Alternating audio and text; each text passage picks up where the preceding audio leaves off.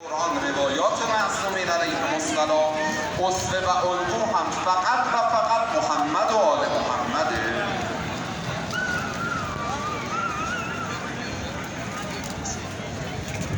هرچی صلواتتون بیحال‌تر بشه من بیشتر سخنرانی میکنم. به من گفتن امشب 24 دقیقه وقت داریم که یه وقتایی میبینید من تون حرف میزنم تایم به من میدن، یه وقتایی یعنی چند ثانیه بالا پایین بشه یه 30 نفری از اطراف جلسه مرتب اینجوری میکنن و میگن 24 دقیقه مطمئن باشید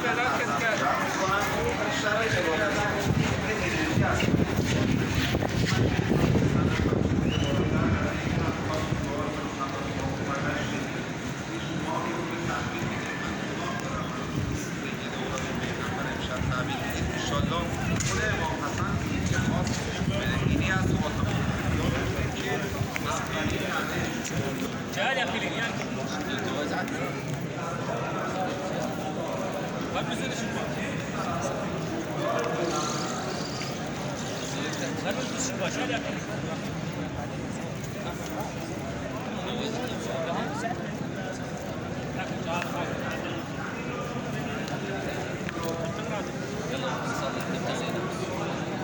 لا وين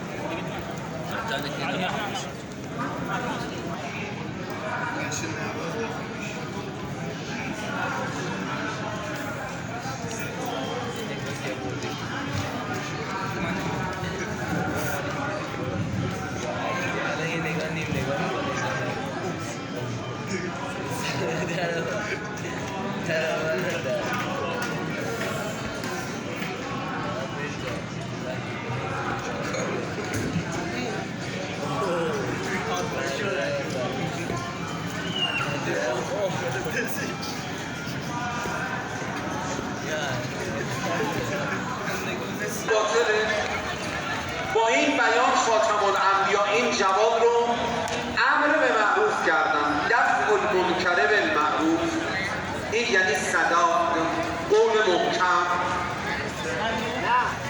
این سبک برخورد. این امیرالمؤمنین سوال کردن که حسن جان صداد چیه؟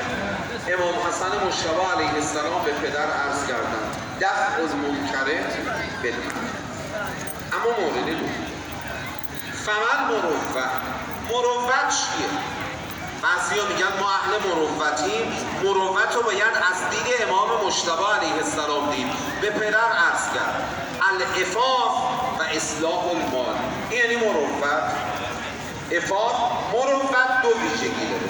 جواب امام حسن مجتبی علیه السلام به پدر مروت